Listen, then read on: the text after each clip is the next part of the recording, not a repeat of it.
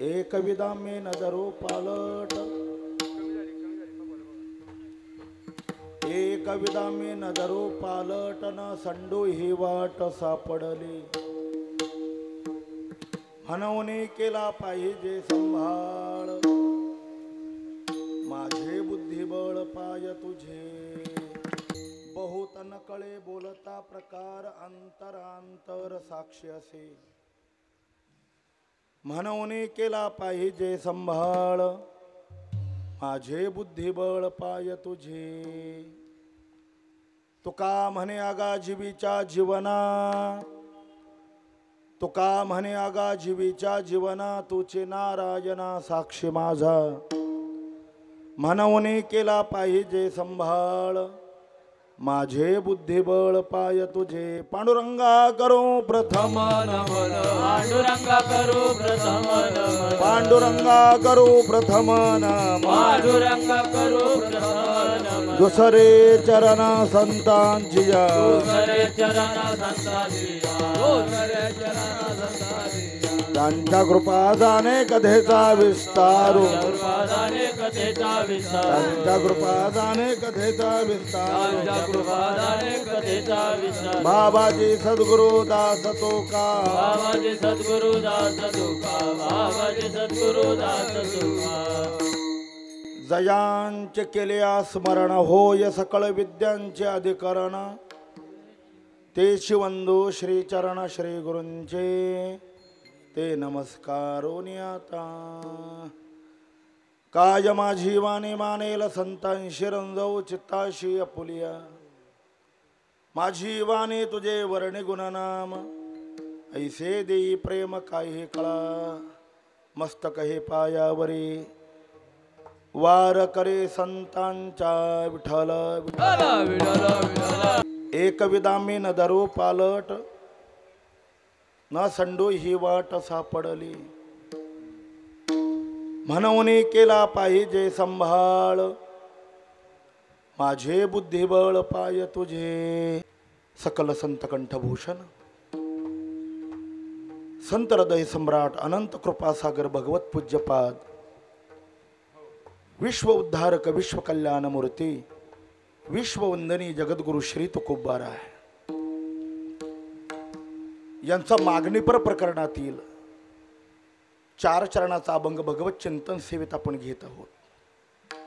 अनंत coat ब्रह्मांड नायक अकारण कारण करुणा वरुणालय अखिल गुण निधान रुक्मिणी प्राण संजीवन जगदाधार भक्तवत्सल भगवान श्री पांडुरंगाच्या असीम कृपेने साधकांचे मायबाप ज्ञानियांचे राजे वैष्णवाग्रगणी अखंड समाधी धन विश्व माऊली ज्ञानोबाराय श्रीमंत श्री जगद्गुरु श्री तुकोबाराय आदी संतांच्या कृपा आशीर्वादाने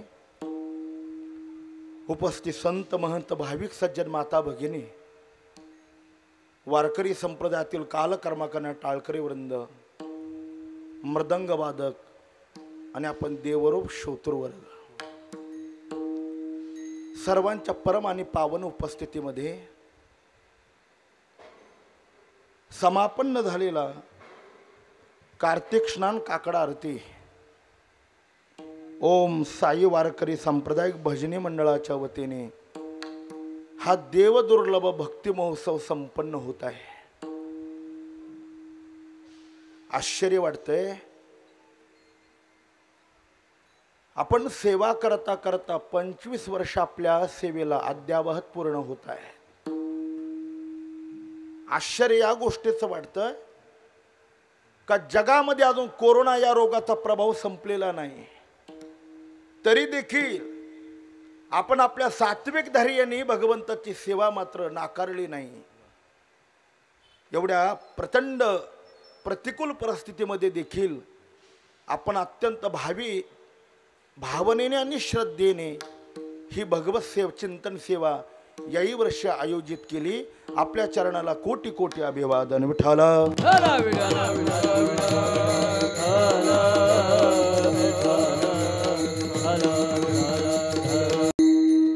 या भव्य दिव्य भक्ती महोत्सवाचं आयोजन ज्यांचं सहकार्य ज्यांची सेवा असे असणारे रविशेठ मुंढे साहेब,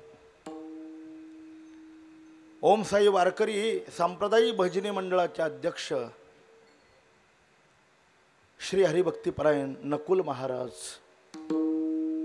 आणि आपण सर्व भाविकांच्या सहकार्याने या ठिकाणी सेवा संपन्न होते. वारकरी संप्रदायातले अभिनव गंधर्व मंडळ या ठिकाणी उपस्थित आहेत. हिमालयाच्या तोडीचे पखावज वादकही आहेत आणि आपण अंतरंग साधना करणारे श्रोतृवर्ग या ठिकाणी उपस्थित आहेत. आज दुग्ध शर्करा योग आहे. सुवर्ण अक्षराने हा क्षण लिहून ठेवावा असा हा काल आहे. माझ्या आणि तुमच्या परमभाग्याने श्री बालयोगी निष्काम कर्मयोगी स्वामी महाराज या ठिकाणी आपल्या दर्शनाकरता या ठिकाणी उपस्थित झाले. अशा सद्गुरू स्वामी महाराजांच्या चरणाला अभिवादन करून जगद्गुरु तुकोबर यांच्या या अभंगावर संकल्पित वेळेत जोग महाराजांच्या परंपरेने चिंतन करण्याचा प्रयत्न करू. विठाला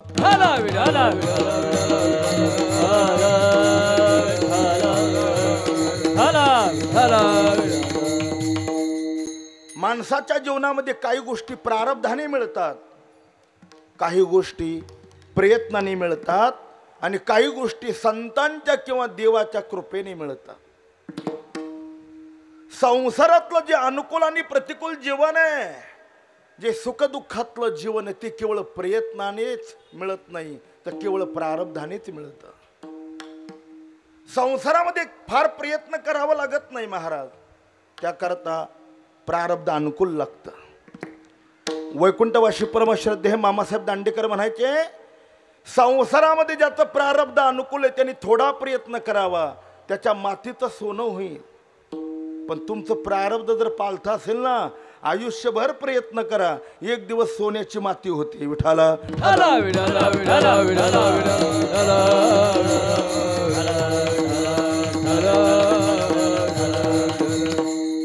प्रारब्ध कशाला म्हणतात, अगदी सुटसुटीत व्याख्या सांगतो, आध्यात्मिक अधिक चिंतन करणार नाही. वर्तमान काळात कोणताही प्रयत्न न करताना अचानक एखादी शक्ती उपभोगायला मिळते, तिची संगती प्रारब्धाने लावली जाते. 5 गोष्टी संसारामध्ये प्रारब्धाने मिळतात, लक्षपूर्वक ऐका. सत्ता प्रारब्धाने मिळते, धन प्रारब्धाने मिळतं, अन्न प्रारब्धाने मिळतं, चांगल्या कुळामध्ये जन्म प्रारब्धाने मिळतो आणि सुंदर मृत्यू प्रारब्धानेच मिळतो. विठाला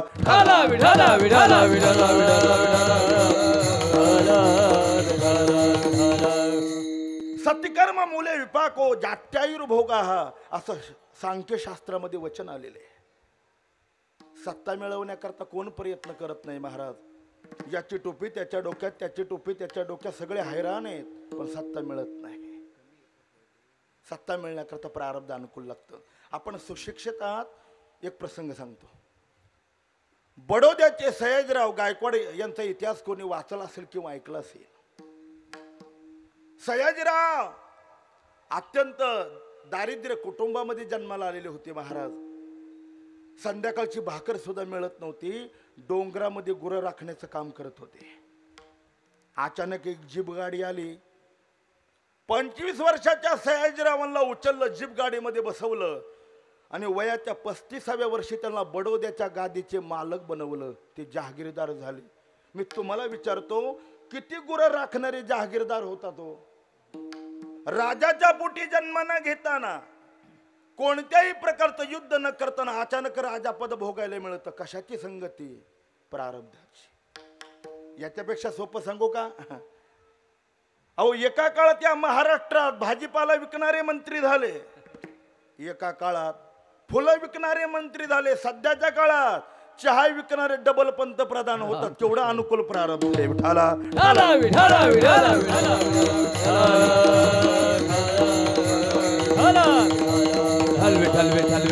महाराज सांगतात, प्रारब्धेशी जोडे धन,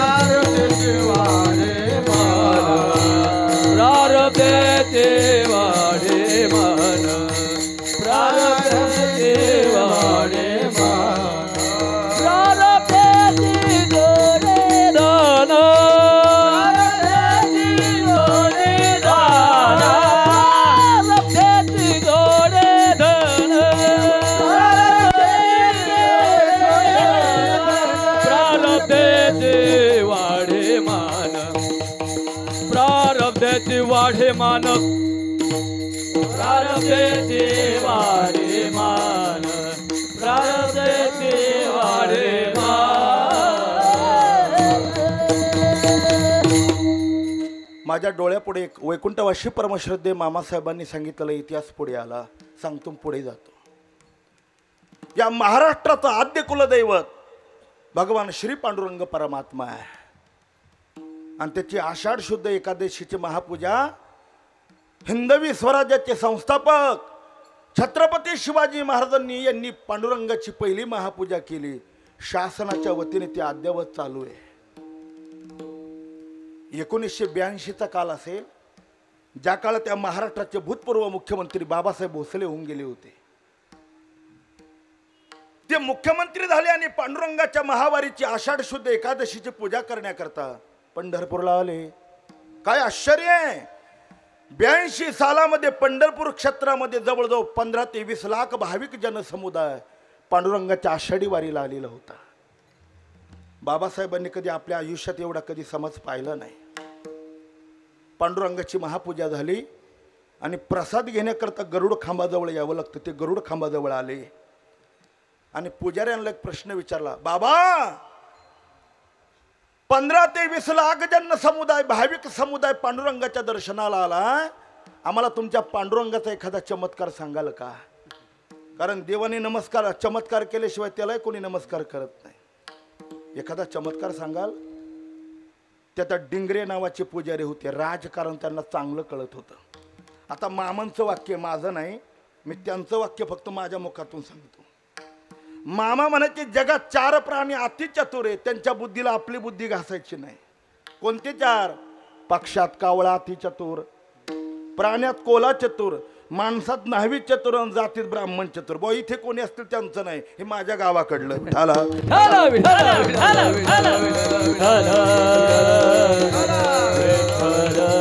ते ब्राह्मणही होते आणि राजकारण चांगल्यापैकी कळत होतं. त्याने हात जोडून बाबासाहेबांना उत्तर दिलं. बाबासाहेब आमच्या पांडुरंगाचा हा चमत्कार आहे. कोणता? तुमच्यासारखे महाराष्ट्राचे मुख्यमंत्री होतात ना, हाच आमच्या देवाचा चमत्कार आहे. का सांगितलं? योग्यता नसताना देखील पद मिळतं. प्रयत्न नाही, अनुकूल प्रारब्ध. विठाला काही गोष्टी प्रारब्धाने मिळतात, काही गोष्टींकरता प्रयत्न करावा लागतो. श्रीमद भगवद्गीता सांगते प्रयत्न देत मानस तू योगी संशय देखील मी शाह. काय ज्ञानोबरायांचं वाक्य आपण कधी ज्ञानेश्वरी वाचा. ज्ञानोबराय बोलतात विषकी आहारी पडे समुद्री पाय वाट जोडे एकी योगाभ्यास थोकडे अभ्यास एकी वाघ ब्रह्म थोकडे अभ्यास केले. घरी बसून मोठेपणा मिळत नाही महाराज. आमच्या दैवात नाही, आमच्या दैवात नाही, हे आळशी माणसाचं लक्षण आहे. पुरुषार्थवादी माणसांनी प्रयत्न केला पाहिजे. आमच्या बालपणात एक कविता होती. प्रयत्न वाळूचे कनर गडिता तेलही गळे. घरी बसून मोठेपणा मिळत नाही. आता हे दोन्ही मृदंग वादक किती सुंदर मृदंग वाजवतात. त्यांना विचारा घरी बसून शिकलेत का? नाही महाराज. कुठेतरी गुरुजवळ जावं लागलं असेल, बोट फुटेपर्यंत प्रॅक्टिस करावी लागली असेल, त्यावेळेला इतकं सुंदर वाजवता येत आहे. आमचे डांगले महाराज अधिक महाराज मंडळी सुंदर गायन करतात. अरे घसा फुटेपर्यंत प्रॅक्टिस करावी लागली असेल, त्यावेळेला एवढं सुमधुर गाता येतं. घरी बसून मोठेपणा मिळत नाही. तुकोबराय सांगतात यादसाठी केला होता यादसाठी केला होता हा यादसाठी केला होता यादसाठी केला होता शेवटी दिस गोड भावा गोड भावा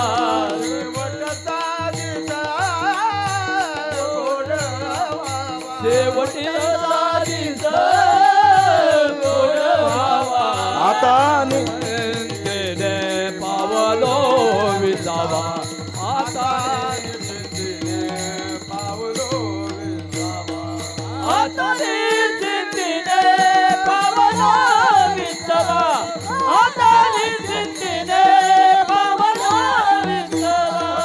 यासाठी केला होता अट्टहास.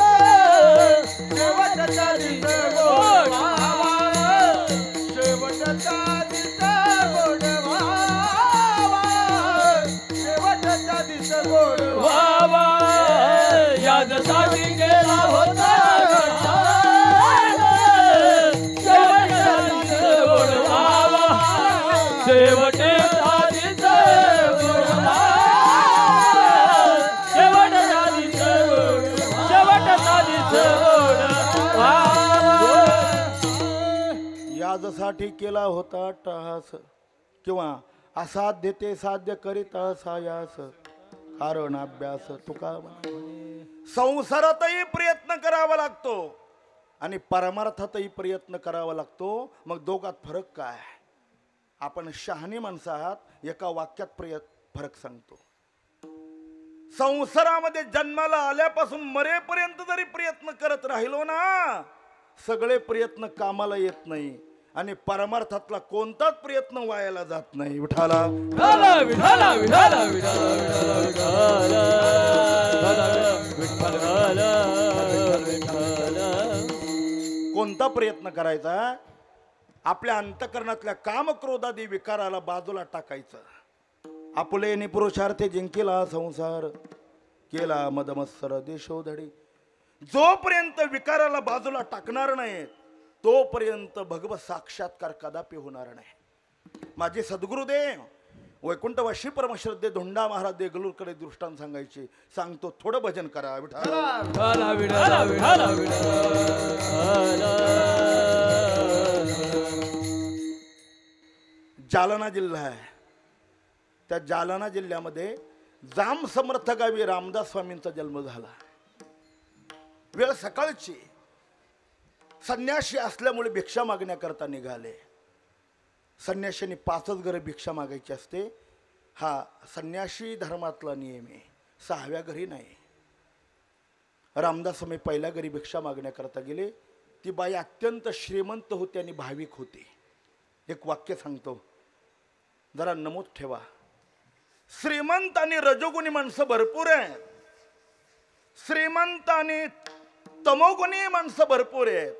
पण श्रीमंत आणि सात्विक माणसं फक्त बोटावर मोजणे इतके आहेत महाराज. जेत जेत संपत्ती आणि दया, दोन्ही वसती आलिया ठाया, तेथ जान धनंजया विभूती माझी. अरे श्रीमंती असावी आणि सात्विकता असावी, तिथे परमात्मा आपणहून नांदतो. ती बाई श्रीमंतही होती आणि सात्विकही होते. स्वामीजींनी जय जय रघुवीर समर्थ अशी आलक पुकारले आणि बाईनी भिक्षा दिली.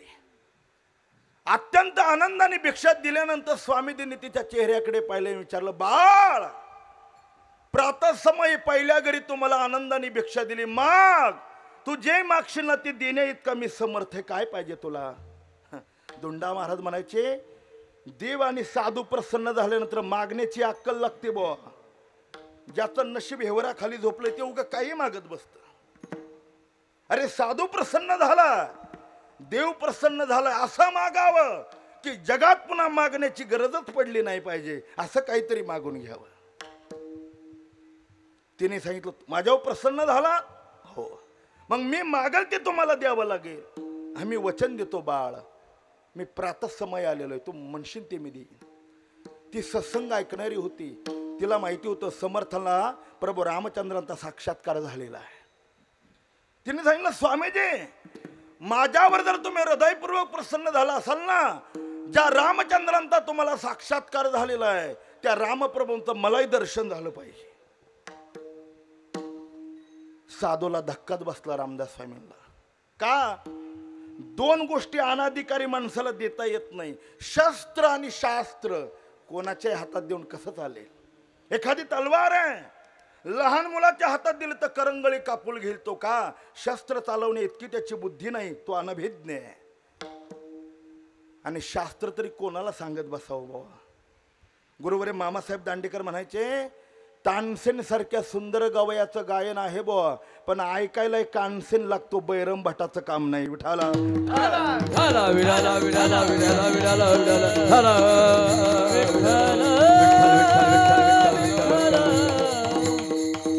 क्रोध्य विश्वासी त्याशी बोध कैसा व्यर्थ आपले वाचा शिनवणे. पण वचन दिलेलं आहे, आता नाकारता येणार नाही. स्वामीजींनी सांगितलं काही चिंता करू नको, उद्या सकाळी तुला रामप्रभूचं दर्शन करून देतो. तिला आनंद झाला. महाराज सकाळीच उठले. स्वामींच्या कृपेने आपल्याला रामांचं दर्शन होणार आहे म्हणून भिक्षेकरता सुंदर तांदळाची खीर बनवली. स्वामीजींनी स्नान केलं, आपला अन्निक उरकला, हातामध्ये कमंडलू घेतला आणि वचन दिलं म्हणून रस्त्याने निघाले. आणि मनात एक विचार आला, अरे जिला राम द्यावा तिची परीक्षा तर बघावी की. हातात कमंडलू घेऊन निघाले, काय द्यावं, आपलं रस्त्याने चालताना काय परीक्षा बघावी या विचारात असताना रस्त्यावर एक गाईचं शेण पोडलेलं होतं. उचललं तसं कमंडलूला टाकलं, काड्या टाकल्या, खडे टाकले, सगळा कमंडलू घाणीने गच्च भरला आणि तिच्याकडे आले. जय जय रघुवीर समर्थ. तिने सांगितलं, स्वामीजी तुमच्याकरता मी सुंदर तांदळाची खीर बनवली, ती घेण्याकरता अगोदर कमंडलू द्या, खीर घ्या आणि या मोबदल्यामध्ये रामाचं दर्शन करून द्या. कमंडलू द्या म्हटल्याबरोबर हातातला कमंडलू तिच्याजवळ दिला. तिने पाहिलं ते त्या शेण, काड्या, कचरा, खडे सगळ्या घाणीने कमंडलू भरलेला होता. तिने सांगितलं, स्वामीजी तुमच्याकरता श्रद्धेने खीर बनवली आणि अशा शेण, कचरा, काड्या, काशा घाणीने भरलेल्या कमंडुलामध्ये ही खीर मी कशी काली घालू. मला कमंडलू स्वच्छ पाहिजे, तर मी माझी खीर तुम्हाला देईल. रामदास स्वामी म्हणाले, अगं वेडे, तुझी सामान्य खीर घेण्याकरता जर माझा कमंडलू तुला स्वच्छ लागतो तर माझा राम देण्याकरता तुझं अंतकरण स्वच्छ नको का. येऊली गोपाळ राहे ते येऊनी गोपाळ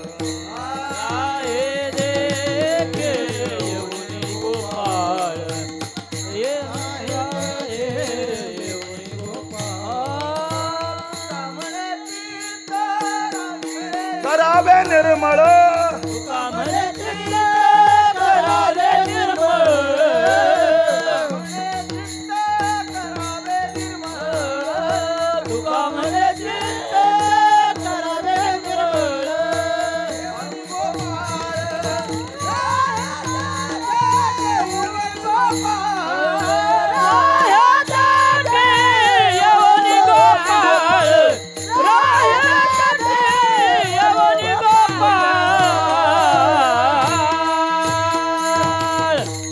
कामने चित्त करारे निर्मळ येवोनी गोपाळ राहे तेथे.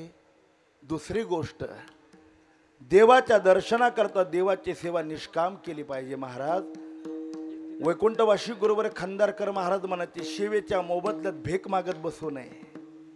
जे मिळालंय ते देवाचा प्रसाद म्हणून स्वीकारावं आणि आपलं जीवन आनंदाने जगावं. देवाच्या सेवेच्या मोबदल्यात जर भेक मागत बसलात तर आयुष्य जाईल, पण देवाचं प्रेम आपल्याला प्राप्त होणार नाही. तुका प्रेमे नाचे गाये गान यात विरोनी जाय. खंदारकर महाराज दृष्टांत सांगायचे.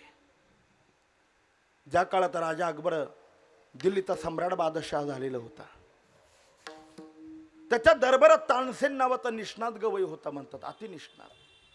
किती संध्याकाळच्या वेळेला सूर्य मावळल्यानंतर दगडाच्या दिव्यामध्ये कापसाच्या वाती वळून ठेवायच्या. सूर्यास्त झाला की तानसेनने पटदीप नावाचा राग आळवल्याबरोबर पटापट दिवे लागायचे. महाराज आगपेटीची गरज लागत नव्हती. काही साधना असेल. श्रावण महिना, आकाशामध्ये ढगही जमा झालेले आहेत पण पाऊस तर पडलेला नाही. अशा वेळेला तानसेनने दरबाराच्या बाहेर यावं, आकाशाकडे बघावं आणि मेघ मल्हार नावाचा राग आळवावा. पटापट पाऊसच पडायचा. हे राजा अकबराने पाहिलं, त्याला कौतुकच वाटलं.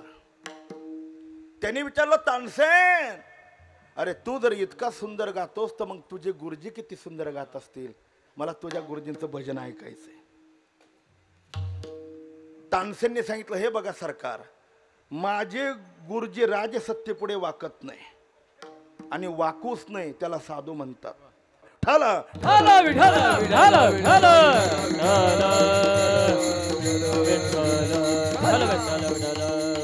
अरे मुंगी आणि राव आम्हा समान आहे.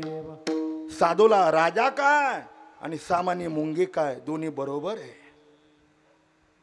तानसेंनी सांगितलं माझ्या गुरुजींचं भजन ऐकायचं असेल तर एक काम करावं लागेल. काय? हा राजवेश उतरावा लागेल, सामान्य वेश धारण करावं लागेल. माझे गुरुजी तुमच्या पुढे गातील. कुठे राहतात गुरुजी? वृंदावनला. त्यांचं नाव हरिदास प्रभू आहे. अकबराला एक तर घुमता येते. अकबराला गायनाचा फार छंद होता. महाराज राजवेश उतरवला, सामान्य वेश धारण करून राजा अकबर तानसेनला घेऊन वृंदावनला आले. हरिदासांच्या पर्णकुटी पुढे बसले. हरिदासांनी एक तार छेदली आणि राग आळवला. गुरुनाम गुरु बंकट स्वामी महाराज म्हणायचे, ज्याच्या हृदयाला देवाने स्पर्श केलेला आहे त्याच्या शब्दाला आणि वाणीला परिपक्वता येते. महाराज पिकलिया रसगळे अमृतेचा त्यांचाच प्रसंग आहे.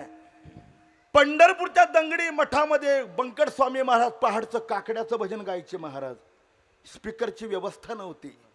स्वामी महाराजांनी आपल्या आयुष्यात कधी सारेगमप सुद्धा केलेलं नव्हतं. पण पहाटे जर काकड्याला बसले तर त्या काळातला भारत देशातला अभिनव गंधर्व बाल गंधर्व जागा मिळत नाही म्हणून रात्री 2:30 वाजता येऊन धर्मशाळेमध्ये झोपायचा. नाहीतर बालगंधर्वाला सुद्धा जागा मिळत नव्हती. असं स्वामी महाराजांचं गायन होतं बुवा. इतकी ताकद होती ती. तसं हरिदासांनी एक तारा छेदला, पूर्व राग आळवला, बादशहाला समाधी लागली. हरिदासांनी पहिलं समाधी लागलेली, लगेच भजन बंद केलं. राजाची समाधी उत्थान झाली. राजाने दर्शन घेतलं, तानसेनला बरोबर घेतलं, बाहेर आले आणि एक महत्वाचा प्रश्न तानसेनला विचारला. तानसेन, अरे तुझ्या गुरुजींचं मी एकदाच भजन ऐकलं तर मला समाधी लागली, आणि तुझं भजन ऐकता ऐकता मी म्हातारा झालो तर साधी झोप सुद्धा लागली नाही. एवढं दोघात अंतर कसं पडलं सांग, ना तर तलवारीने शिरच्छेद करीन. तो तानसेनच होता महाराज. त्याने सहज उत्तर दिलं, सरकार माझ्या गुरुजींच्या भजनाने तुम्हाला समाधी लागते ना, त्याचं एकच कारण आहे. कोणतं? अहो माझे गुरुजी जे गातात ना ते फक्त देवा करताच गातात म्हणून तुम्हाला समाधी लागली, आणि मी जे गातो ते धना करता गातो, मग झोप तरी कशी येईल? विठाला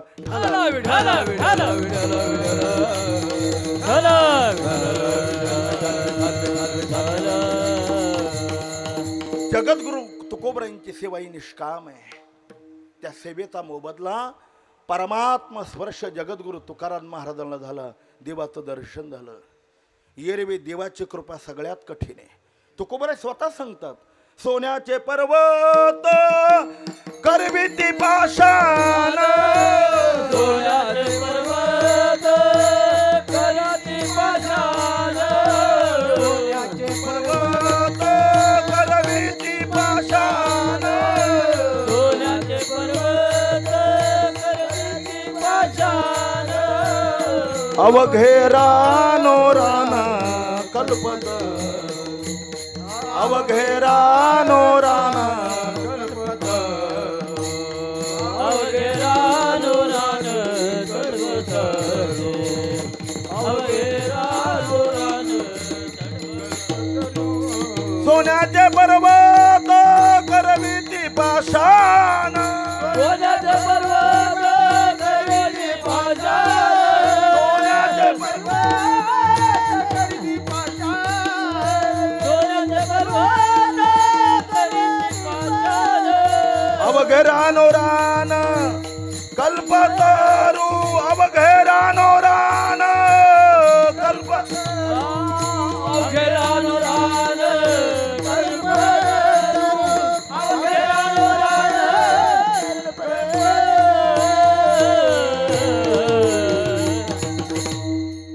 सोन्याचे पर्वत करविती पाषाण, अवघे रानो रान कल्पतरू, तरी या दुर्लभ विठोबाचे पाय इथे उपाय न चलती. मग तुकोबरायांना विचारलं, एवढं कठीण असलेल्या भगवंताचं दर्शन तुम्हाला झालं कसं? त्याचं उत्तर महाराज अभंगाच्या पहिल्या चरणात देतात.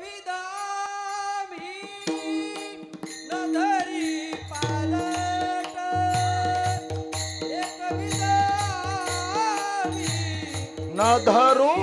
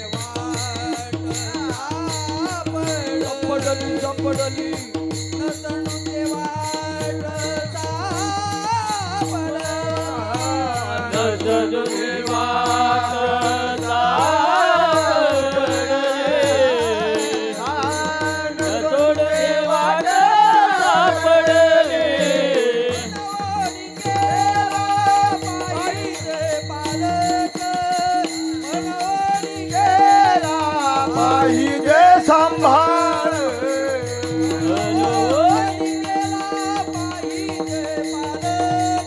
सांभाळ पाहिजे सांभाळ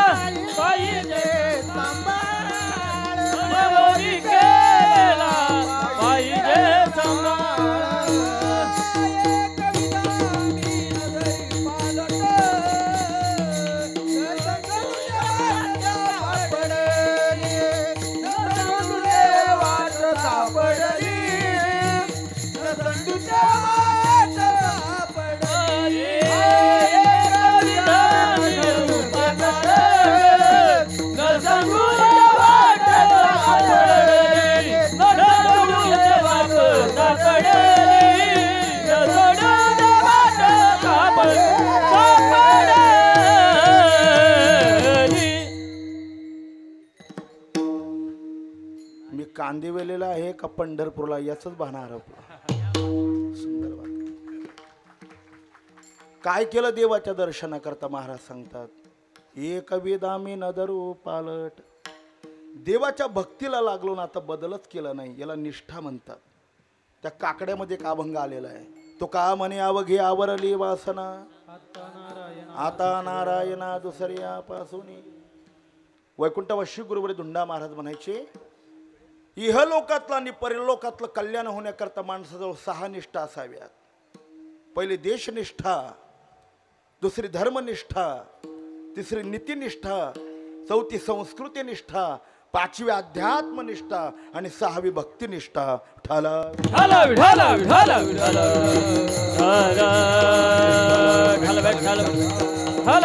पहिली देशनिष्ठा असावी महाराज. ज्या भारत भूमीमध्ये आपला जन्म झालेला आहे त्या मातीविषयी आपल्याला स्वाभिमान असला पाहिजे.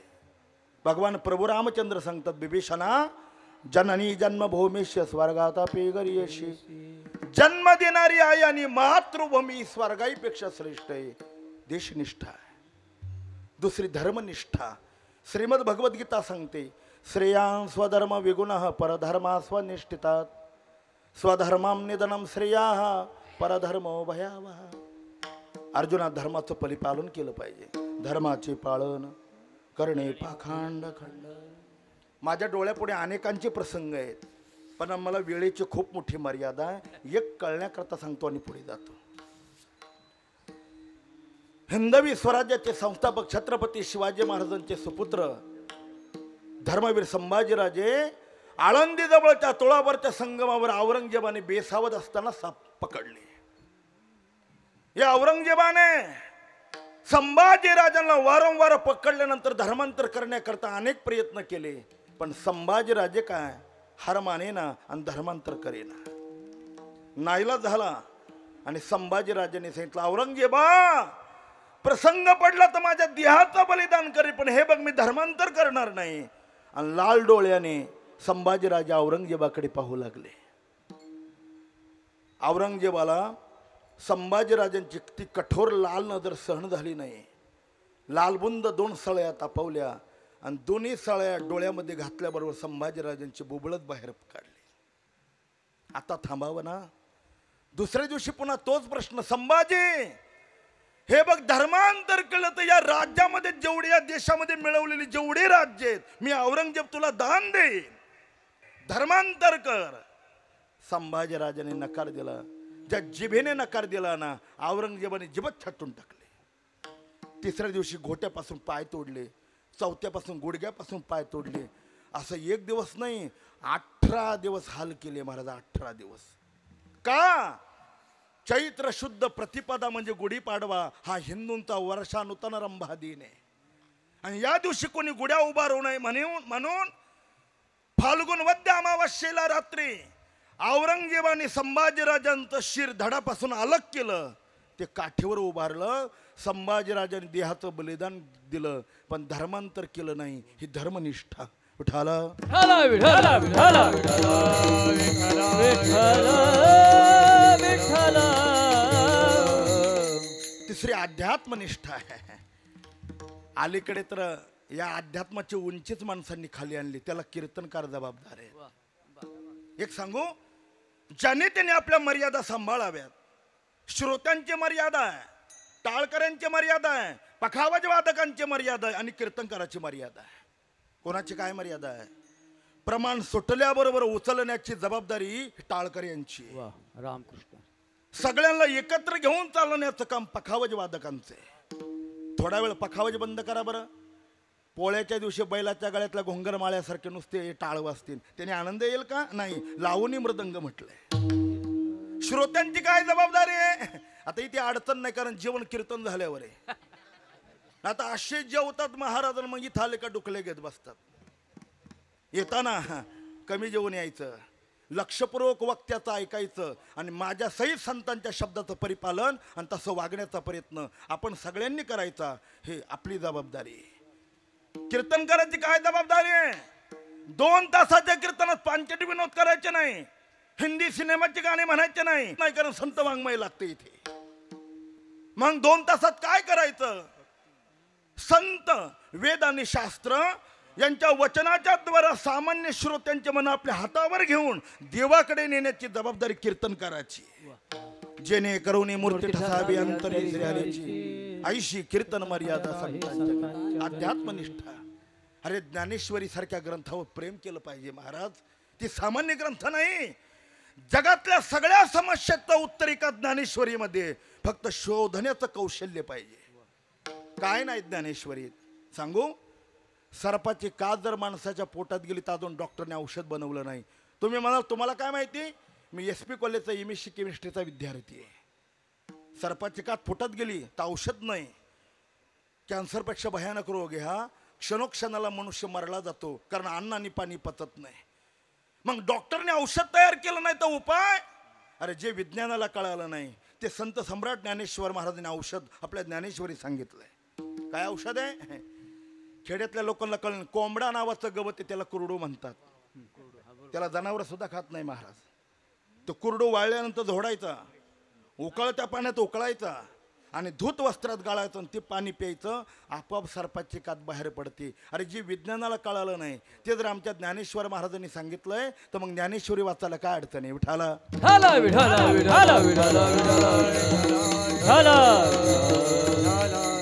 किती प्रेम करावं सांगू.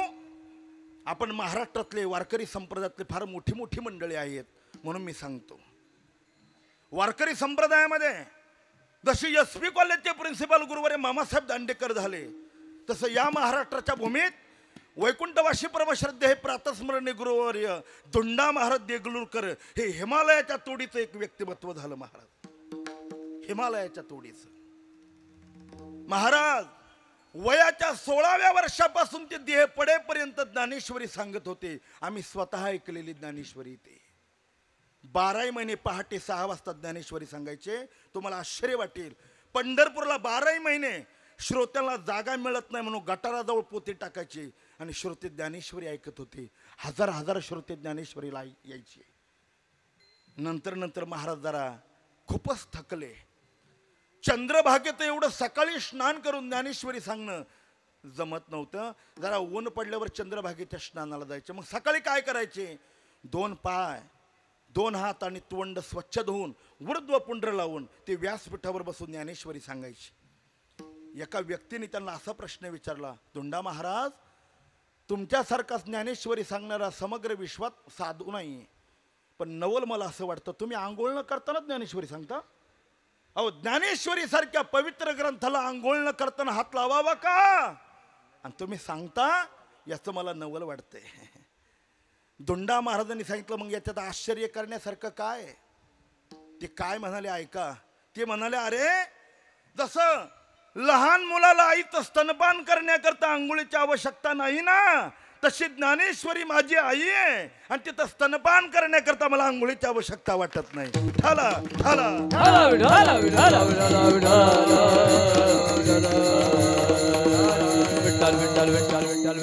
अरे आपलं उठणं ज्ञानेश्वरीच्या वाचनाने व्हावं आणि आपली झोप गाथ्याच्या वाचनाने असावी. हे पवित्र ग्रंथ आहे. याने काय होईल? निष्काम कर्माने उपासनेच्या द्वारा अंतकरणाची शुद्धी होईल आणि सद्गुरु कृपेने तत्वज्ञानाचा बोध होईल.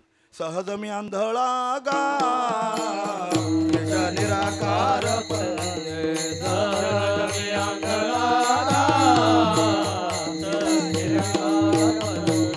वृत्ती हे निवृत्ती झाली जना न दिसे ते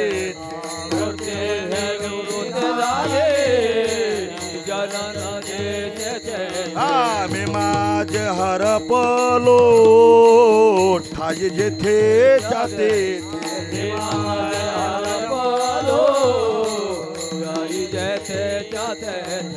अदृश्य त्याचे झाले काही दृश्य जे होते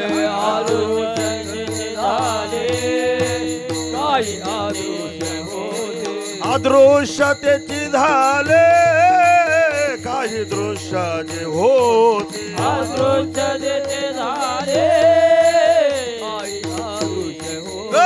सुख मिले त्रिकूट शिकारी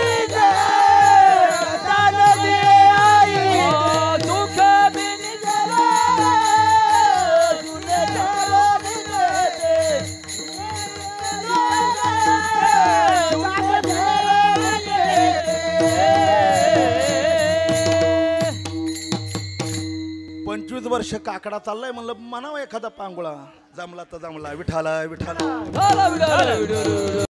काकडा हा वारकऱ्याचा प्राण आहे महाराज. गुरुवरे मोठे महाराज धुंडा महाराज म्हणायचे ज्याचा काकडा पाठ नाही तो वारकरीच नाही.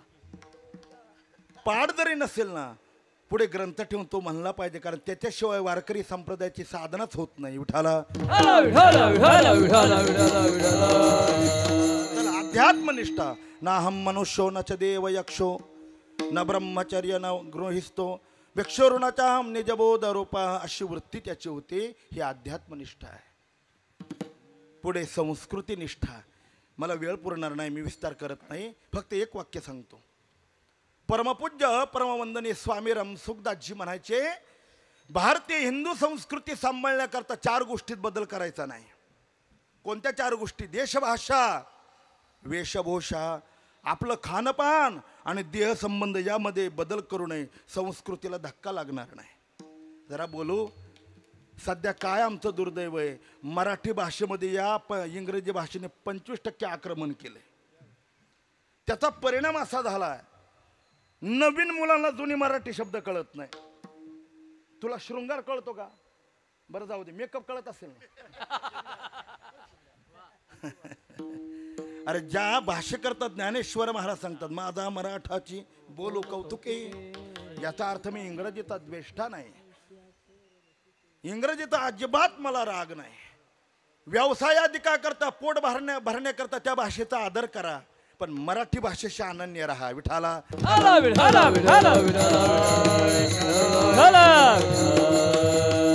वेशभूषा किती बदलली महाराज. अरे अलीकडचे नवीन मुलं आणि नवीन मुले आपल्या देहाला कसं दिसावं याकरता नटवनाट्यांना आदर्श मानू लागली. केवढा खंत आहे. क्षमा मागून बोललेल्या व्यासपीठावर बोलू नये पण आम्ही नाही बोलत तर कोणी बोलायचं. अहो माता भगिनींनी अंग प्रदर्शनाच्या शर्यती लावल्यात. कोण किती अधिक अंग प्रदर्शन करेल. त्या उत्तान वेशाचा परिणाम विकाराची जागृती होऊ लागलेली. याचे अनेक कारण असेल पण त्याला वेशभूषा जबाबदार आहे. मी ऐकलंय पाहण्याचा कसला योग मला. SP कॉलेजचे प्रिन्सिपल मामासाहेब प्राचार्य आणि असताना देखील आपल्या उभ्या आयुष्यात कधी मामांनी पॅन्ट वापरली नाही महाराज. त्यांची कीर्तन ऐकणारी मंडळी तिथे गोपाळबा रेजबुडकर अमृत महाराज कळहाळे यांची माधवबागेत आपण कीर्तन ऐकलेली आहे. मामा कॉलेजला जात असताना धोतर शर्ट कोट आणि टोपी घालून जात होते. केवढा आदर्श आहे. माझ्या पुढे एक दृष्टांत आला. स्वामी विवेकानंद शिकागो धर्म परिषदेला चालले होते. विवेकानंदांची वेशभूषा भारतीय होती. भगवा फेटा होता, भगवी लुंगी होती आणि भगवा कुर्ता होता. 2 वाक्य आपल्या पुढे मांडतो. भारत देशातील माणसं स्वभावाने भावनिक आहेत आणि पाश्चात्य देशातील माणसं स्वभावाने चिकित्सक आहेत. त्याचा परिणाम असा झाला, चिकित्सेतून विज्ञानाचा जन्म झाला आणि भावनेतून अध्यात्माचा जन्म झाला. केवढी चिकित्सा. माझे गुरुजी पद्मश्री शंकर बाप्पा आपेगावकर ज्या वेळेला जर्मनीला मृदंग वाजवायला जायचे. आता इथे पंडित मंडळी यांना काय सांगण्याची गरज नाही. मृदंग वाजवत असताना एक एम्प्लिफायर बनवलंय जर्मनीने. त्याला तांबडी लाईट आणि हिरवी लाईट आहे. मृदंग वाजवण्याचं शास्त्र असं आहे, मृदंगाचं शाईपूड ज्या स्वरात आहे त्याच्या खर्जात धूम लावावं लागतं. आणि खर्जात जर नसेल तर कणिक लावून ते खर्जात आणावं लागतं. कणिकेचे 2 कारण आहेत. पहिलं कारण, मृदंग मुखलेपेन करोते मधुर ध्वनी. मृदंग गोड वाजावं म्हणून थोडी कणिक लावावी. कणिक वाळली का शहाणा पखवाजा काय करतो, वाळलेली कणिक काढून टाकतो आणि ओली कणिक लावून त्याला खर्जात आणण्याचा प्रयत्न करतो. वाजवत असताना शाईत आणि धुमाचं वजन सारखं लागतं महाराज. ज्याला हे ज्ञान नाही ना ती माणसं धूम बडवतात नाही, फोडूनच टाकतात. बसलेली लोक त्याची परीक्षा घेतात. वारे मृदंग्या, एका कीर्तनात 6 दुमडे फोडली. वारे मृदंग्या, पाहत ही वेडी हळद. याला काय परीक्षा म्हणावी. वाजवत असताना शाईत आणि धुमाचं वजन सारखं लागतं. अरे मृदंगाची विद्या भारत देशात जन्माला आली, ती आम्हा वारकरी संप्रदायाने सांभाळली, पण परीक्षा मात्र विदेशातल्या लोकांनी घेतली. का? तो वर्ग चिकित्सक आहे. विवेकानंदांची वेशभूषा भारतीय होती. भगवा फेटा, भगवी लुंगी, भगवा कुर्ता. पण चप्पल मात्र भारतीय नव्हती, ती शिकागोची परिधान केलेली होती. स्टेजवर निघाले.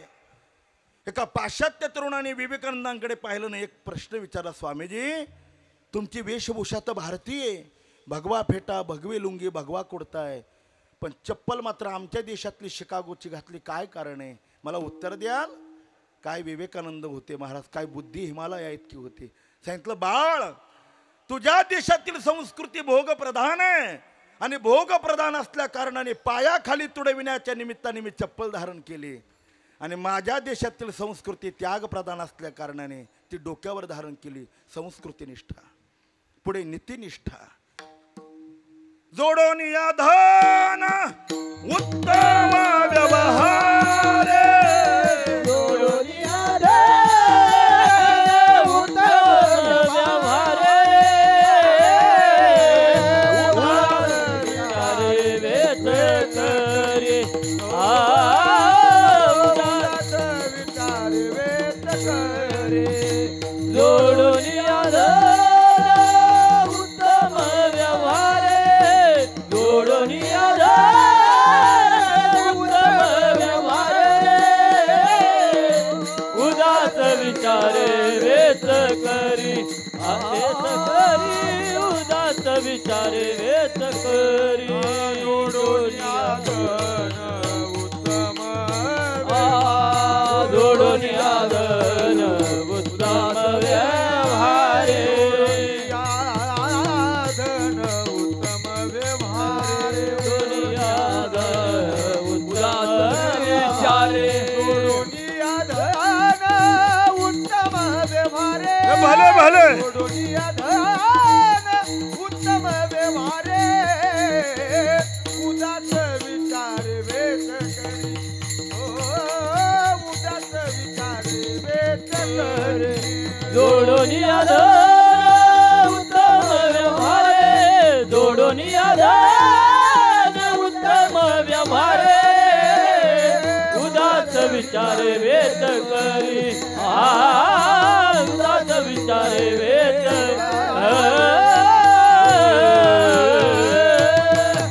जोडून या धन उत्तम व्यवहारे, उदास विचारे वेच करे. एक सांगू, आपल्याला मिळालेल्या नरदेहाचा म्हणा, धनाचा म्हणा, त्याचा दुरुपयोग करायचा नाही, त्याचा योग विनियोग करायचा, नीतीने ते वापरायचं. गुरुबरे मामा म्हणायचे, आज जर या मानवी देहाचा दुरुपयोग केला ना बो, पुढे अनंत काळापर्यंत दुःख भोगावं लागेल. त्यावेळेला देव सुद्धा मदतीला येत नाही. पूर्वजन्मी पाप केले बहुविस्तारी. भगवान प्रभू रामचंद्र अयोध्येचे राजे झाले. गंमत अशी, राजा दशरथांनी आपल्या आयुष्यात कधी आरसात पाहिला नव्हता. आता आपलं तुझा वियोग न व्हावा त्या आरशाचा. राजा दशरथ आरसा पाहत नव्हते. कसं काय चुकून एकदा आरसा पाहिला, कानामागचा एक केस पांढरा दिसला. लक्षात आलं राज्य चालवण्याच्या मी लायकीचा राहिलो नाही. मामा म्हणायचे माणसात दोन प्रकार आहेत, एक शहाणा आणि एक अज्ञानी. शहाणा कोण? आपल्या पायातली चप्पल आपल्या मुलाच्या पायाला आली, तो मुलगा कर्तव्य करबदार झाला की शहाण्या बापाने आपल्या कमरेच्या चाव्या सोडायच्या, मुलाच्या हातात द्यायच्या. हे बघ बाळू, तू आणि तुझा संसार, मी पंढरची वारी करण्याकरता निघालो. हा शहाणा बाप आहे. आणि दुसरा इतका वेडा आहे, तो कमरेच्या किल्ल्या सोडून देत नाही, त्याच्या कापून घ्याव्या लागतात. कधी घ्याव्या लागतात मी सांगायची काय गरज आहे. विठाला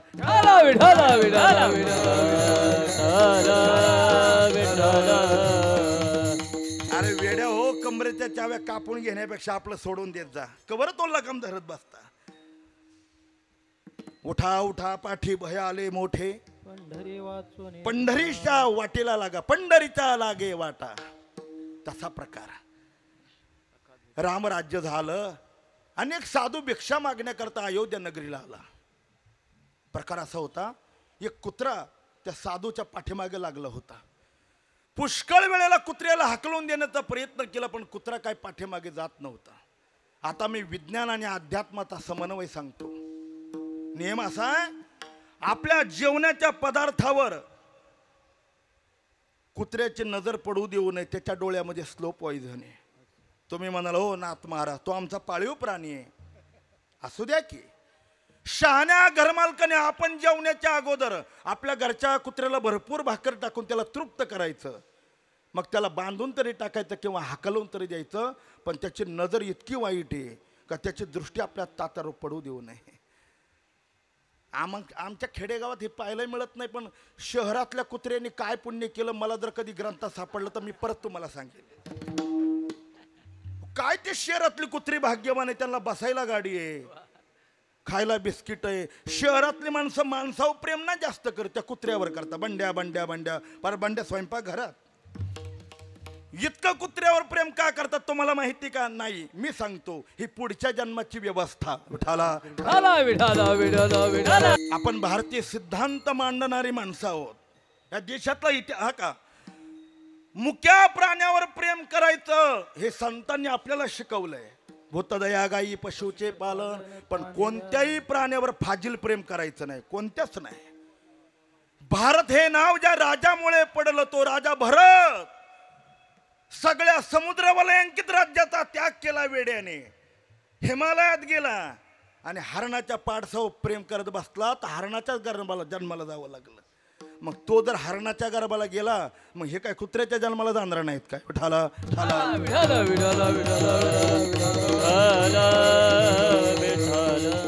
हे त्या संन्याशाला माहित होतं. कुत्रा जात नाही म्हणून राग आला संन्याशाला आणि आपल्या पायाने त्या कुत्र्याच्या तोंडावर लात मारली. कुत्रा ओरडत ओरडत ओरडत रामचंद्रांच्या दरबारात आला. हे बघा, माझ्या पदरचं एक अक्षर सांगत नाही मी, आणि इथे पदरचं सांगायचं नाही. नाथ महाराजांचा भावार्थ रामायण उघडून 13वा अध्याय वाचा. नाथ महाराज सांगतात, रामचंद्रांच्या दरबारात कुत्रा बोलला पण एकदा. ओरडणारा कुत्रा रामाच्या दरबारात गेला. त्याचं ओरडणं रामाने ऐकलं आणि विचारलं, का रे ओरडतो, भूक लागली का? मग कुत्रा बोलला, रामा, अरे भूक लागली असती तर अयोध्येच्या कोणत्याही दरवाज्यात गेलो असतो तर चतकुर भाकरीचा तुकडा मिळाला असता. मग ओरडतो का? हे बघा, एका संन्याशाने विनाकारण माझ्या तोंडावर लात मारली. का मारली? माझ्यावर अन्याय झालाय, मी न्याय मागण्याकरता आलो. मी ऐकलोय रामाच्या दरबारात कुत्र्याला सुद्धा न्याय मिळतो, या विश्वासाने मी तुमच्या दरबारात आलोय. आता मला न्याय द्या. रामाला दरदरून घाम फुटला. महाराज त्या लक्ष्मणाला सांगितलं, पहिलं संन्याशाला घेऊन या. आले घेऊन. दरबार भरवला. एका बाजूला तो संन्याशी आणि एका बाजूला तो कुत्रा. विचारलं, लात मारले? संन्यासी महाराजांनी सांगितलं हो मारले, कारण कळेल हो राम विनाकारण मारली नाही. याचं सारखं लक्ष माझ्या भिक्षेच्या झोळीकडे होतं. मला वाटलं तो छलांग मारून भिक्षा फाडून टाकील किंवा त्याच्या डोळ्याच्या दृष्टीने माझी भिक्षा दूषित होईल, म्हणून मी घाबरलो आणि घाबरल्या पोटी त्याच्या तोंडावर लाथ मारली. गुन्हा कबूल झाला. रामाने आता स्वतः न्याय दिला नाही, कुत्र्याला सांगितलं महाराजांनी आपण केलेला गुन्हा कबूल केला, काय शिक्षा द्यायची. तो कुत्रा फार हुशार होता महाराज. त्यांनी सांगितलं राम याला दुसरी कोणती शिक्षा देऊ नका, याला मोठ्या मठाचा मठाधिपती करा. मठ मिळणं बक्षीस का शिक्षा हो? आपल्या दृष्टीने ती बक्षीस आहे, पण कुत्र्यांनी शिक्षा म्हणून सांगितलं त्याला मड द्या.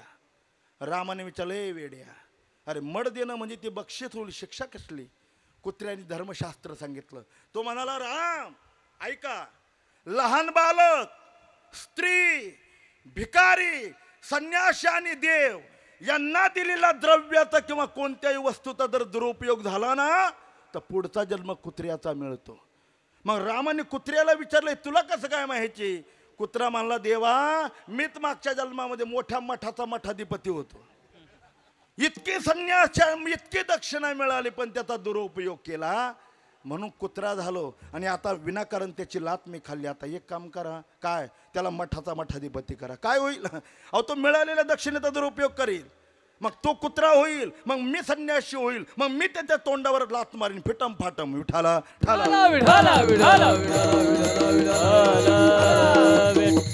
अरे आयुष्याचा कसा उपयोग करावा तुकोबराय सांगतात. आयुष्याच्या साधने साधने आयुष्याच्या साधने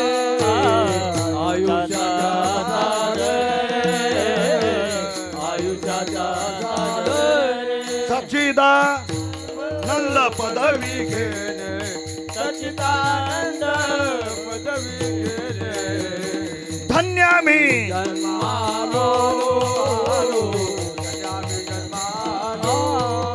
सच्चिदानंद पदवी घेणे सच्चिदानंद पदवी घेणे धन्यामी जन्माला धन्यामी जन्माला.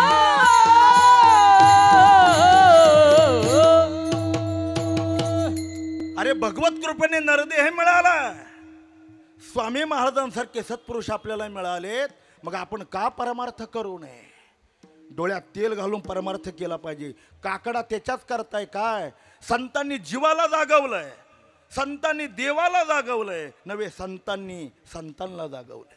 उठा जागे भारे आता भावे चरणी ठेवा तू कवी व्यथा जन्मा. उठा जागे भारे आता स्मरण करा पंढरीनाथ भावे चरणी देवता तू कवी व्यथा जन्मात. उठा रे उठा, संसारातून जागे व्हा आणि आता देवाच्या चरणाला लागा. कारण या संसार भयातून सोडवणारा जगाच्या मालकाशिवाय दुसरा कोण आहे महाराज. म्हणून आपण निघालं पाहिजे आणि भक्तीची निष्ठा धरली पाहिजे. तुकोबर आहे शेवटची निष्ठा सांगतात भक्तिनिष्ठा. आम्ही नामाचे धारक ज्ञानो प्रकार अनेक, म्हणून महाराज सांगतात एक विधा आम्ही न धरू पालट. आम्ही बदल केला नाही. माणसं का बदल करतात आणि केव्हा करतात. पहिली गोष्ट प्रलोभन मिळालं का माणसं बदलतात, ना तर मृत्यूच्या धाकाने तरी बदलतात. संत मृत्यूच्या धाकाने बदलत नाहीत का. आता भय नाही ऐशे वाटे जेव्हा घडली या सेवा समर्थाची. नाथ महाराजांचे आजोबा भानुदास महाराज म्हणतात देवा जर हे आकाश वर पडो पाहे ब्रह्मगोळ भंगा जाये वडवा नळ त्रिभुवने खाये परे तुझीच वाट पाये गा विठोबा. ते काय आपल्यासारखं का कोरोना आला घाबरले काढून टाकले माळा. अरे आता कुठे परीक्षेची वेळ आली होती आणि झाले सगळे नापास. अरे मजबरी घाली घन पर मी न सोडी चरण, अशी ज्याची वृत्ती आहे ना तोच परमार्थ करू शकतो, एरवी दुसरा नाही. विठाला ठाला विठाला विठाला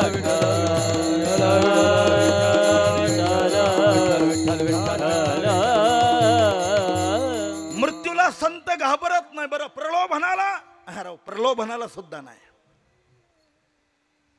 रावणाचा आणि भगवान प्रभू रामचंद्रांच्या युद्धाला सुरुवात झाली. हजारो राक्षस रामाने मारली होती, रावणाचे हजारो. आता रावण घाबरू लागलेला होता. का? असे जर सैन्य माझं मरून गेलं तर पराजय स्वीकारावा लागेल. म्हणून त्यांनी आपला धाकटा भाऊ कुंभकर्ण त्याला झोपेतून जाग केलं. तो विशाल काय होता महाराज, त्याला शस्त्रास्त्राची गरज लागत नव्हती. वानर धरायचं, बगले फक्त दाबायचं, यदगात वान निवर्तन. इतका विशाल काय होता. 18 पद्म वानर होती रामचंद्रांच्या सैन्यामध्ये. 18 पद्म वानर. त्याच्यात एक लहान वानर होतं, त्याचं नाव होतं गंधमादन. त्याच्या अंगाचा सुगंध येत होता. गंधमादनाला कुंभकर्णाने पाहिलं, त्याला पकडलं. फक्त मूठ दाबल्याबरोबर त्याच्या नाकातून रक्त बाहेर पडू लागलो. तो भयभीत झाला. कुंभकर्णाने विचारलं, तुझं नाव? गंधमादन आहे. कशाला आला? प्रभू रामचंद्रांना विजय मिळावा म्हणून खारीचा वाटा याच्याकरता मी युद्ध करता आलोय. कुंभकर्णाने सांगितलं, वेड्या, प्राण माझ्या हातात आहे. आता जर थोडं दाबलं तर तुला मृत्यूला सामोरं जावं लागेल. तुला मी प्राणदान देतो, पण एका अटीवर. कोणत्या अटीवर? रामाचा सेवक न म्हणताना रावणाचा सेवक म्हण. मी तुला आत्ता प्राणदान देतो. आपल्या माळेची शपथ घेऊन सांगा, आपण काय केलं असतं बुवा. त्या गंधमादनाने सांगितलं, कुंभकर्ण, अरे रावणाचा म्हणून जगण्यापेक्षा श्रीरामाचा म्हणून मरण्यात आनंद आहे, पण मी बदलणार नाही. याला निष्ठा म्हणतात. विठाला विठाला विठाला विठाला विठाला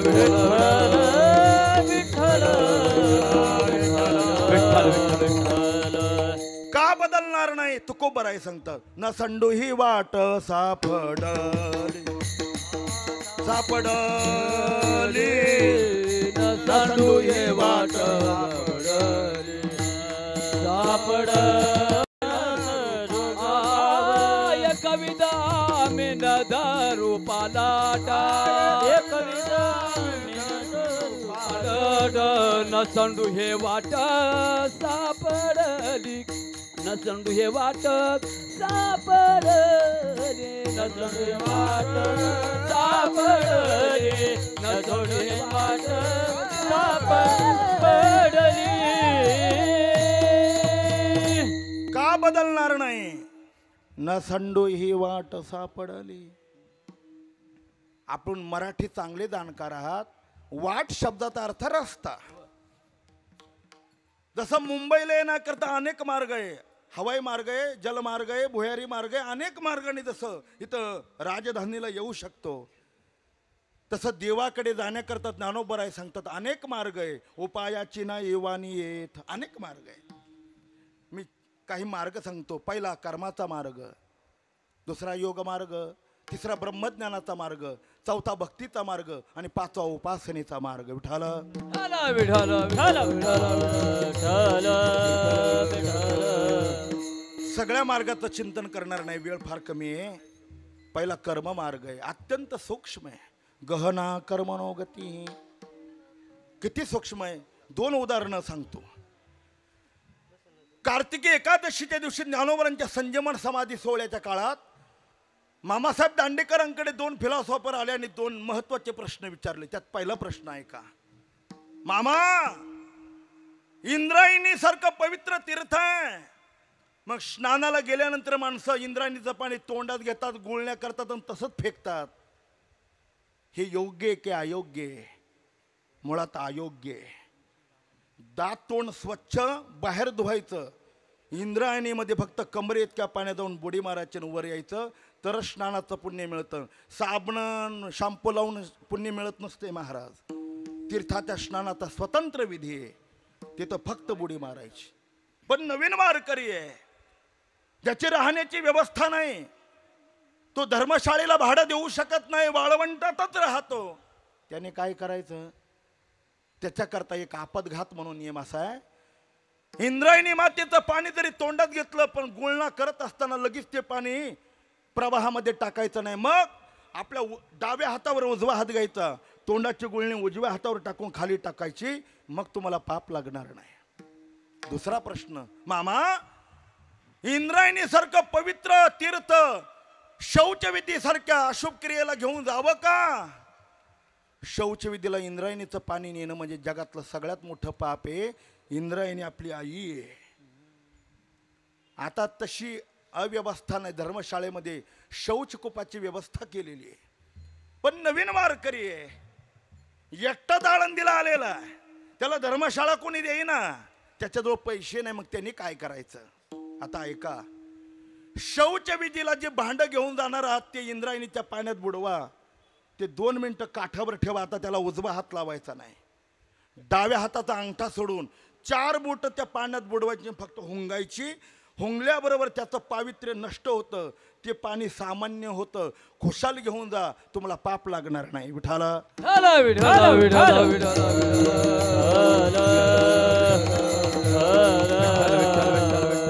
कर्माचा मार्ग क्लिष्ट आहे, दुसरा योगाचा मार्ग.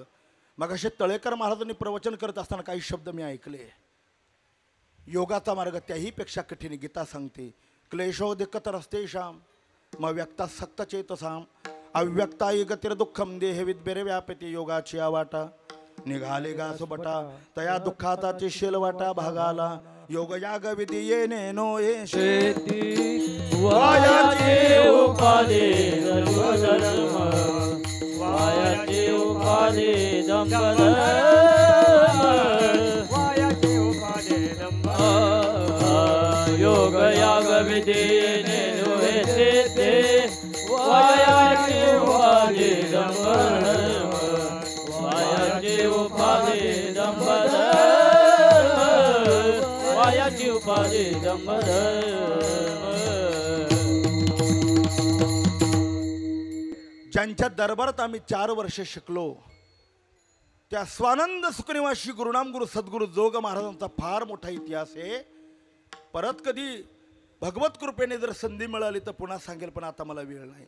योग मार्ग कठीण आहे, ब्रह्मज्ञान त्याही पेक्षा कठीण आहे. ब्रह्मज्ञान जरी कळे उठा उठी तरी काय हिमपुटी वेदशास्त्रे. ज्ञानोबराय बोलतात, करिता जाती भोकसे बुद्ध्याधिकाचे. अरे ज्ञानेश्वरीच्या एका अक्षरावर PhD केली जाते, अक्षर कळत नाहीत, इतकं ब्रह्मज्ञान कठीण आहे. आता महत्वाचा भाग सांगतो उपासनेचा. शहरातली माणसं बहुतेक गायत्री मंत्राचे अनेक उपासक आहेत, असं वारंवार इथे सेवेला आल्यानंतर जाणवतं. एक बघा, गायत्री मंत्र जपत असताना 6 वर्षात आत उपनयन संस्कार झाले पाहिजे. त्याला शिंडी आणि जाणवं लागतं, त्याशिवाय गायत्री मंत्र जपता येत नाही. दुसरी गोष्ट, गायत्री मंत्राला ब्रह्मदेवाने आणि विश्वामित्राने दिलेला शाप आहे. ते शब्द आहेत पण निर्जीव झालेले आहेत, त्याच्यामध्ये प्राणशक्ती नाही. त्याच्यात प्राण आणण्याकरता तो मंत्र अगोदर शापमुक्त करावा लागतो. शापमुक्त करत असताना 10 हवन, 10 तर्पण आणि गायत्री मंत्रामध्ये जेवढे अक्षर आहेत त्याचा लक्ष जाप करावा लागतो, त्याशिवाय गायत्री मंत्राचं फळ मिळत नाही. चला, त्याच्यापेक्षा ज्ञानोबरांनी सांगितलेलं मंत्र आपण पारायण केलं ग्रंथराज ज्ञानेश्वरीचं. ज्ञानोबराय 8व्या अध्यायात सांगतात, ओंकाराचे कुशी अक्षरे होते ओंकारेशी. ओंकार हा जगातला प्रणव बिजराज मंत्र आहे. त्याला आकार उकार आणि मकार आणि अर्धमात्रा अशा 3.5 मात्र्याचा मंत्र आहे. जगात जेवढे धर्म आहेत त्या सगळ्या धर्माचे मंत्र ज्याच्यातून जन्माला आले त्याला ओंकार म्हणतात. ओंकार, ओंकार सकल धर्माच्या मंत्राचा राजा आहे. विठाला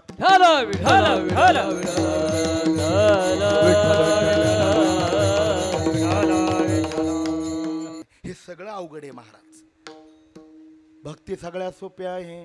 सोपेवर मामा सांगितले संती टाळ दिंडी घेऊन हाती घेऊन येणार किंवा न लगे आंघोळ तोंड धुवावे. सकाळी उठल्या उठल्या बसलेल्या अंथरुणावर जरी रामकृष्ण हरी मंत्राचा जप केला तर दोष लागत नाही. जरा पुढे पायरी सांगू. विटाळात रामकृष्ण हरी मंत्राचा जप केला तरी दोष लागत नाही आणि सुतकात जरी केलं तरी दोष लागत नाही. सुतकात आणि विटाळात दोन गोष्टी करायच्या नाही. कोणत्या दोन? वेद मंत्रांनी स्थापित असलेल्या मूर्तीचं दर्शन घ्यायचं नाही आणि कपाळाला गंध लावायचा नाही. ज्ञानेश्वरी वाचा, गाथा वाचा, भागवत वाचा किंवा रात्रंदिवस रामकृष्ण हरीचा मंत्राचा जप करा, तुम्हाला दोष लागणार नाही. सुतकात वारकऱ्याला जेवायचं चालतं, भजन म्हणलं का नाही आम्हाला सुतक आहे म्हणतात. अरे सुतकाचा भजनाचा काय संबंध आहे? उलट ज्याच्या निमित्ताने भजन कराल हा त्याला त्या पुण्याची शक्ती प्राप्त होते. विठाला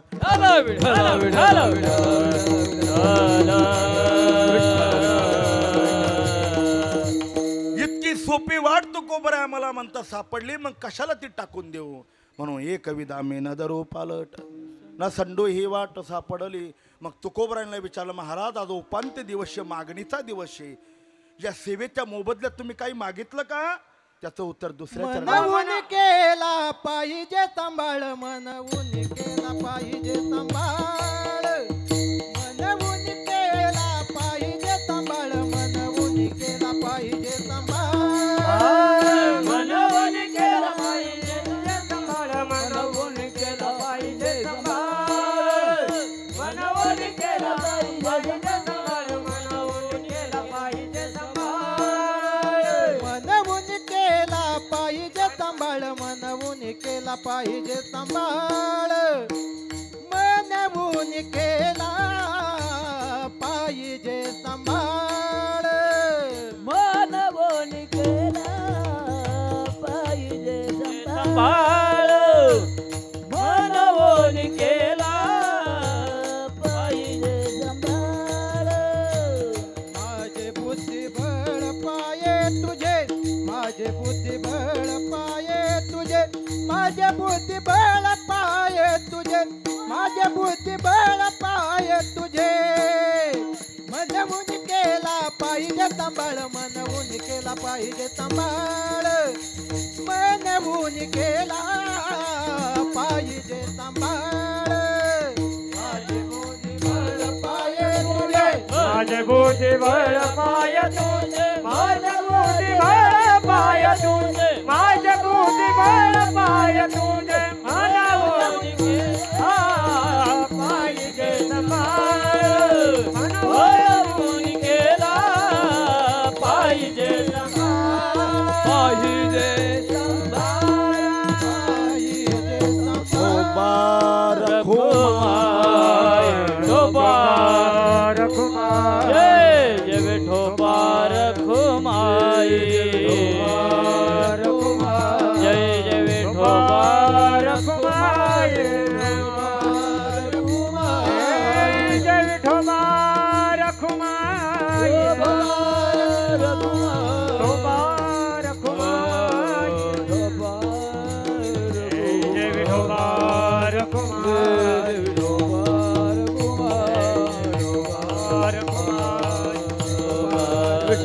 कुंडली कवरधारी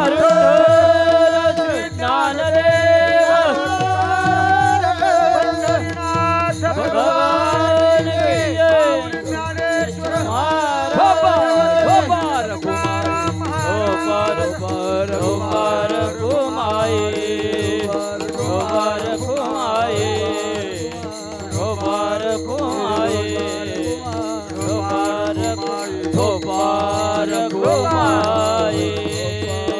की जय जय विठोबा रखुमाई, हरी हरी जय जय हरि जय जय जय जय जय जय जय जय जय जय विठोबा रखुमाई, विठोबा रखुमाई, विठोबा रखुमाई, गोबार कुमार, गोबार कुमार, गोबार कुमार, गोबार कुमार, जय जय जय जय जय जय जय जय जय जय डोबार, जय जय जय जय जय जय जय जय जय जय डोबार कुमार, डोबार कुमार, डोबार कुमार, डोबार कुमार, डोबार ढोबा ढोबा ढोबा ढोबा ढोबा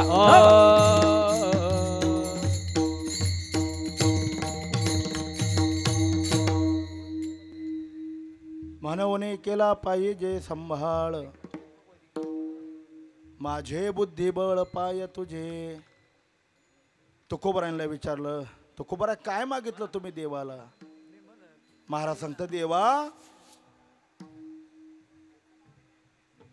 माझा संभाळ करा. संभाळ म्हटलं का दोन पद्धतीचा, एक शरीराचा संभाळ आणि दुसरा आपल्या साधनेचा संभाळ. शरीराचा संभाळ करा हे देवाला सांगण्याची गरजच नाही, कारण तोच शरीराचा संभाळ करतोय.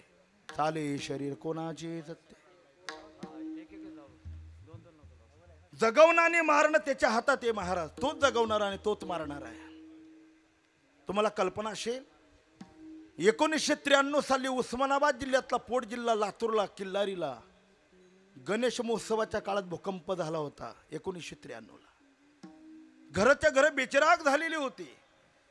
कितीतरी लोक माती खाली गाडलेली होती. आजही जरी किल्लारीला जर गेला तर 2 हेक्टर जमीन अशी आहे का तिथे चिटपाखरू सुद्धा फिरत नाही.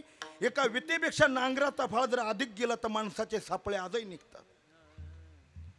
भूकंप झाल्यानंतर काही जिवंत राहिलेली माणसं नांदेडहून मुंबईला येणारी जी रेल्वे आज तागात चालू आहे त्याच्यात बसली आणि मुंबईला येऊ लागली. काय दुर्दैव, ठाण्याजवळ रेल्वे रुळावरून ती रेल्वे घसरली. फक्त किल्लारीचीच माणसं मिली, बाकी सगळी जिवंत होती. त्यांनी ठरवलंय ना त्या दिवशी जावंच लागणार आहे. त्यांनी ठरवलंय तो जगवणार आहे. भक्तराज ध्रुव बाळाला भक्तराज प्रल्हादाला बापाने हिरण्यकश्यपूने अनेक वेळेला मारण्याचा प्रयत्न केला, पण देवाने भक्तराज प्रल्हादाच्या केसाला सुद्धा धक्का लागू दिला नाही महाराज. आणि त्याच्यात बापाने त्या ब्रह्मदेवाकडे किती वरदान मागितले. आत नको, बाहेर नको, स्त्रीडी नको, पुरुषांना नको, शास्त्राने नको, आश्चर्याने नको. ब्रह्मदेव म्हणत होता, तुला काय मागायचं ते माग, माझा बाप तुझा काटाच काढणार आहे. त्याने असा एक वर मागितला की मला 12 मासात मरण नको. महिने किती आहे? 12. देवाने 13वा अधिक मास तयार केला आणि हिरण्यकश्यप मारला. दोंड्याचा महिना जावयाचा नाही, ते तुमचं जमलं ते नंतर जमलं, पण दोंड्याचा महिना हिरण्यकश्यपूला मारण्याकरता देवाने तयार केला. विठाला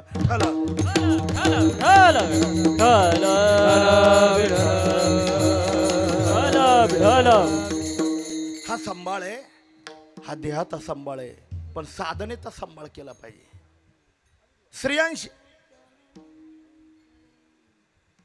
स्त्रियांशी बहुविघ्नाने चांगल्या कामाला अनेक प्रतिबंध येतात. त्यात परमार्थात किती प्रतिबंध येतात महाराज. खूप खूप कष्ट सहन करावे लागतात. कालाचा प्रतिबंध आहे, व्यक्तीचा प्रतिबंध आणि अवस्थेचा प्रतिबंध आहे. माझ्याकडे 2च मिनिटं राहिले, त्या 2 मिनिटात एक प्रसंग सांगतो आणि सेवा समावर करतो. विठाला विठाला विठाला विठाला विठाला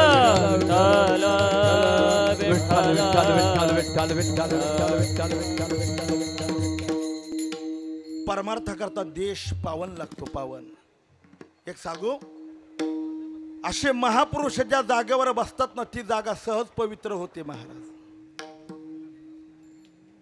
साधने करता देश अपवित्र चालत नाही. भगवान सांगतात, शुचो देशे प्रतिष्ठाप्य स्थिरमानसमात्मना नातुच्छ्रितम नातिनीचम चैला जिन कुशोत्तरम. काही जागा रजोगुणी आहेत, काही जागा तमोगुणी आहेत, काही जागा सात्विक आहेत. पाठ केलं आणि स्टेजवर उभा राहिला, घाम फुटला का पानाला पान चिकटतं, काहीच आठवत नाही. मग कीर्तनकार विठ्ठल विठ्ठल विठ्ठल विठ्ठल सारखं भजन. खालच्या श्रोत्याला वाटतं कीर्तनकाराचं किती देवाच्या नामचिंतनावर प्रेम आहे. ते प्रेम काय नसतं, पुढच्या आठवण्याची व्यवस्था. विठाला विठाला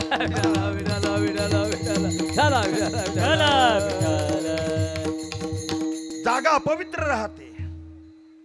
काही जागा अशी असते महाराज, एखादा चक्रधार, एखादा राग, एखादा सिद्धांत असा मुखातून जातो, मग विचार केला जातो, अरे आता चिंतनही केलं नव्हतं, मग आपोआप आलं कसं. जागेची ताकद आहे.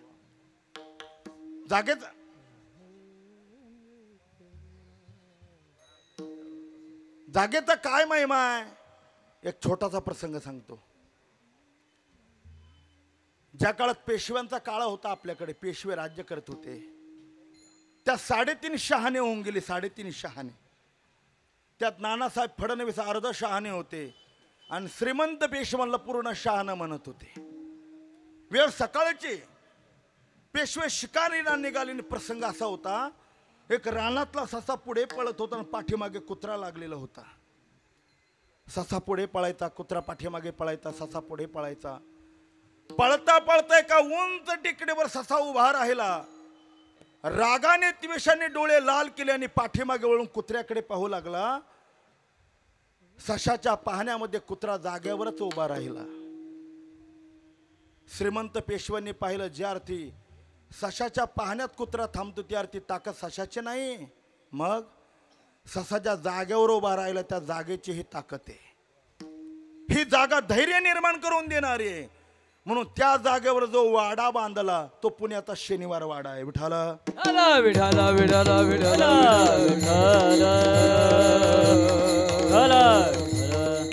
देश काल व्यक्ती आणि अवस्था पवित्र लागतात. तुकोबराय सांगतात, या चारही दृष्टिकोनात तुम्ही पराधीने. मग काय करा, मनवणे केला पाहिजे सांभाळ. माझे बुद्धिबळ पाय तुझे श्री गुरु ज्ञानेश्वर माऊली एक विदामी न धरू पालट न संडू ही वाट सापडली. मनवणे केला पाहिजे सांभाळ. माझे बुद्धिबळ पाय तुझे. ओम साई वारकरी संप्रदाय भजनी मंडळाच्या वतीने कार्तिक स्नान काकडा ही साधना करता करता रौप्य महोत्सव वर्षी पंचदिनी कार्यक्रमाचं केलेले हे आयोजन, त्यात उपांत्य दिवसीय भगवत चिंतन सेवा अवगाहन करण्याचं सद्भाग्य माझ्यासारख्या एका सामान्य विद्यार्थ्याला प्राप्त झालं. परमभाग्याने पूजनीय स्वामीजी आणि वारकरी संप्रदायातले अनेक श्रद्धावान नामनिष्ठ आणि वारकरी संप्रदायाचे पाईक मंडळी या ठिकाणी उपस्थित आहेत. त्यांच्या समागमात हा आनंदाने चाललेला महोत्सव आणि याच्यावर जगद्गुरु तुकाराम महाराजांच्या अभंगाचं केलेलं निरूपण, हे 2 तास बोलत असताना यातलं एकही अक्षर माझं नाही. स्वानंद सुखनिवासी गुरुनाम गुरु सद्गुरू जोग महाराजांच्या वारकरी शिक्षण संस्थेत 4 वर्षाचं अध्ययन करण्याचं जे परमभाग्य प्राप्त झालं, आले या कपाळा थोडे बहु. जे मला मिळालं ते मी आपल्या पुढे मांडण्याचा प्रयत्न केला आहे. जे योग्य आहे ते श्री ज्ञानदेव आणि श्री तुकोबरायांचं आहे. चुकीचे काही शब्द माझ्या मुखातून गेले असेल तर मातृपितृ अंतकरणाने तुम्ही मला क्षमा करा अशा अपेक्षा अंतकरणात धारण करत असताना एवढ्या दूर प्रवासामध्ये आणण्याचं काम आमच्या काही श्रद्धाळू भाविकांच्या द्वारा प्राप्त झालं. वासुदेव महाराज तनपुरे त्यांचे सहकारी आणि सेवा या मंडळाचे अध्यक्ष नकुल महाराजांच्या द्वारा तुम्हा सर्व भाविकांच्या दर्शनाचा योग आला. ही झालेली चिंतन सेवा अलंकापूर निवासी साधकांचे मायबाप, ज्ञानियांचे राजे, वैष्णवाग्रगण्य अखंड समाधीधन विश्व माऊली ज्ञानोबरायांच्या संजीवन समाधीवर आणि स्वामी महाराजांच्या चरणावर समर्पित करत असताना तुझे केले तुमच्या समर्पणी पायी झालो उतराई पांडुरंगा. सेवे माझे जमाधरा कृपा करा सेवटी. विठ्ठल जय जय विठ्ठल जय विठ्ठल जय जय